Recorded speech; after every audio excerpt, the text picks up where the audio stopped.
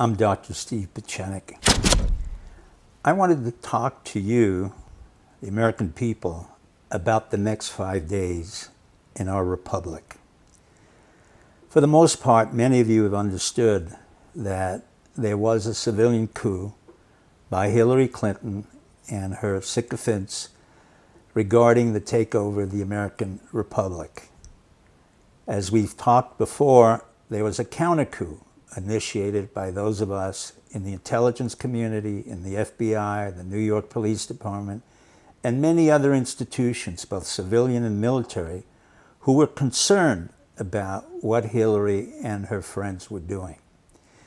That coup came out not through bullets or guns or tanks or soldiers. It came out through the egress of countless numbers of emails, literally in the thousands, that were exposed by many of our friends in the government who were concerned about the nature of the republic and what was happening to it as Hillary and her cohorts were corrupting our system. The next 5 days are important because I want you to think very carefully about the state of the republic. And what do I mean by that? What I mean is that in the past, we have had interruptions that were either initiated within the government or occurred because of other reasons. Let me give you an example. When I worked with Nixon in the Nixon administration, we initiated what was called a soft coup.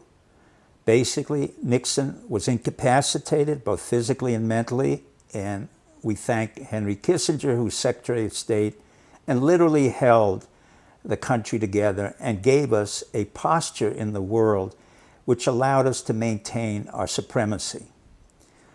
Under the Reagan administration, when he was unfortunately shot, George Bush, the Vice President Sr., took over, and with George Bush Sr. and Baker, we were able to maintain the continuity of the republic.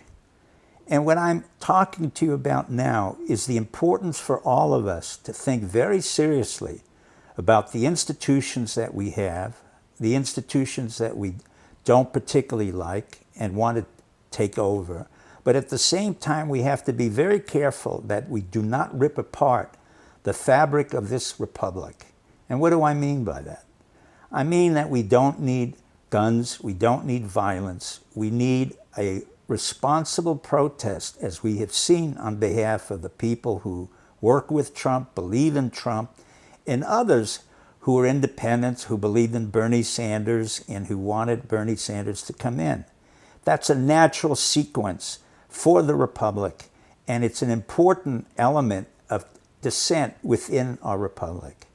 If we were to go out and agitate and create havoc in the streets, we would be counterproductive. Why? Because the world would look at us and say, look, we're no better than the third-rate republic like Panama or Venezuela. In effect, what's happening is, because of the bravery of many men and women in the FBI, the CIA, Defense Intelligence Agency, the National Security Agency, and many others within the 15 intelligence bureaus, they've come forth and they've said, we want to maintain the integrity of the republic, and we will do that in a peaceful way. I share that point of view.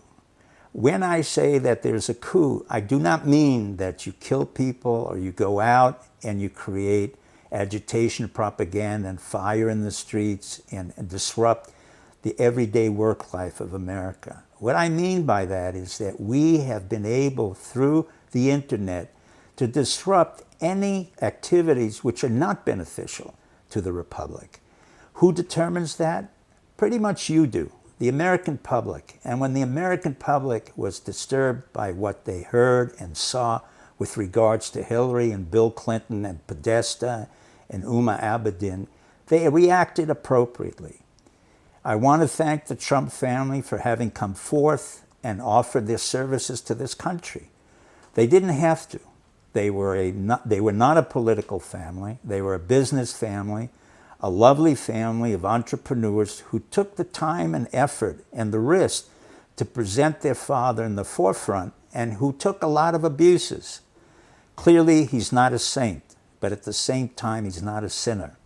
He is someone who expresses the voice of discontent in our republic. And at the same time, there was Bernie Sanders, who expressed that discontent. For whatever reason, he decided to bow out of the race. It's unfortunate from my point of view because I had a lot of respect for him. I saw him give a speech in Warner, New Hampshire, and I really admired what he had done. And on both ends, with Bernie Sanders and Trump, we had a very effective dissent in this modern age in the 21st century. But remember, corruption will be part of any hierarchical system, no matter where you go. A certain amount of corruption is inherent in a system where people have to rule other people. What really begs the issue is the amount of corruption. With the Clinton Foundation and the Clinton individuals, we had so much corruption that it basically undermined the republic. Obama was part of that corruption. The Bushes were part of that corruption, as Bill Clinton was. So in effect, you have to think of this revolution in a timeline between the 1990s and 2016, when Bill Clinton first came in, stole the election, and then the Bushes came back in, stole their election in Florida. And now we, the people, are taking away that right of the Clintons or anyone else to determine our fate. I want to thank you all on behalf of myself and those of us who've served this country and to continue to serve the country, both in a civilian and a military fashion. And I want you to understand that come November 8th, it will be a peaceful change of administrations. And whatever happens, remember, the revolution is not all over. Democracy requires a constant vigilance and dissension. That's part of what makes us so great. But I caution you, do not express this in a hysterical fashion or in an agitated way. Let us peacefully go forth, express our dissent, and vote accordingly. And hopefully we can win this time. Thank you, Mr. and Mrs. America, and God bless you.